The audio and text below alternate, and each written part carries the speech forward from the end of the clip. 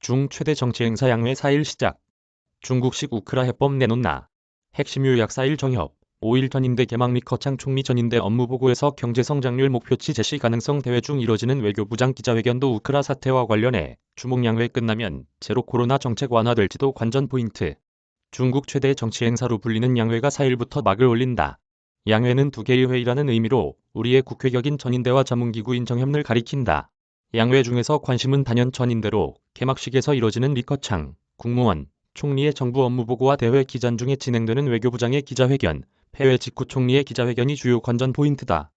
총리 업무보고에서는 관례대로 올해 중국의 경제정책 운용 방향과 함께 경제성장률 목표치가 제시될 가능성이 있다.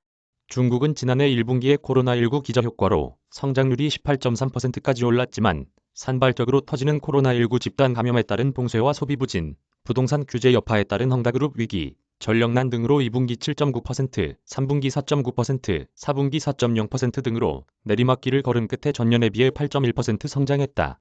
지난해 12월 중국 중앙경제공작회의는 중국 경제가 수요 축소, 공급 충격, 성장 전망 약세 등 3중 압력에 직면해 있다면서 2022년에 안정 위주의 경제 기조를 천명했다.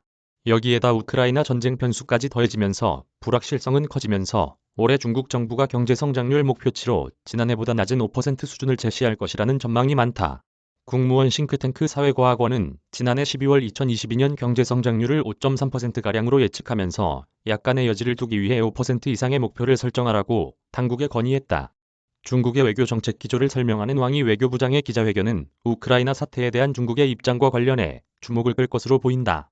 왕이 부장은 러시아가 우크라이나를 침공한 다음 날인 지난달 25일 있었던 유럽연합 외교대표, 영국 외교장관 등과 가진 전화통화에서 각국의 영토 보전과 주권이 존중돼야 한다면서도 북대서양조약기구 동진에 대한 러시아의 안보 우려도 적절하게 해소돼야 한다는 입장을 밝혔다.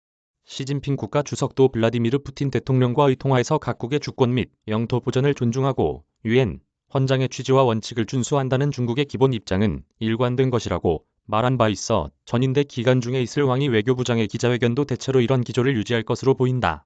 하지만 러시아와 우크라이나 양쪽의 우려를 모두 이해한다는 시기 입장은 무력으로 소국을 침략한 대국을 옹호한 셈이어서 말로만 패권주의에 반대한다는 세계적인 비판에 직면하는 등 곤혹스런 처지다.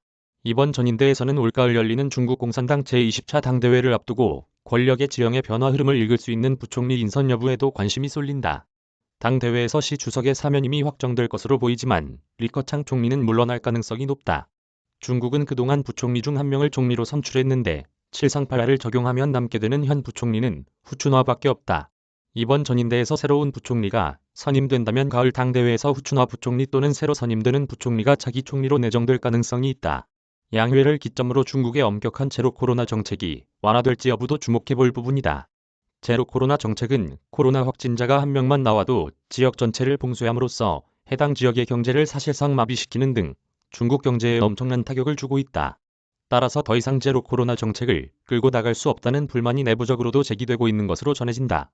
중국 질병예방통제센터 전염병학 수석 전문가 우준여우는 최근 한 포럼에서 여러 팀이 코로나19 대처 방안 개선을 연구 중이라고 밝히며 방역정책 완화 가능성을 시사했다. 이 센터의 정광유행병학 수석 과학자도 지난달 28일 자신의 웨이보 계정에 올린 글의 결론 부분에서 머지않은 장래 적절한 시점에 중국식 위드 코로나 로드맵을 보여줄 것이 확실하다고 썼다. CBS 노컷 뉴스는 여러분의 제보로 함께 세상을 바꿉니다. 각종 비리와 부당 대우, 사건 사고와 미담 등 모든 얘기거리를 알려주세요. 이메일 카카오톡 노컷뉴스 베이징 CBS 노컷뉴스 안성용 특파원 이메일 주소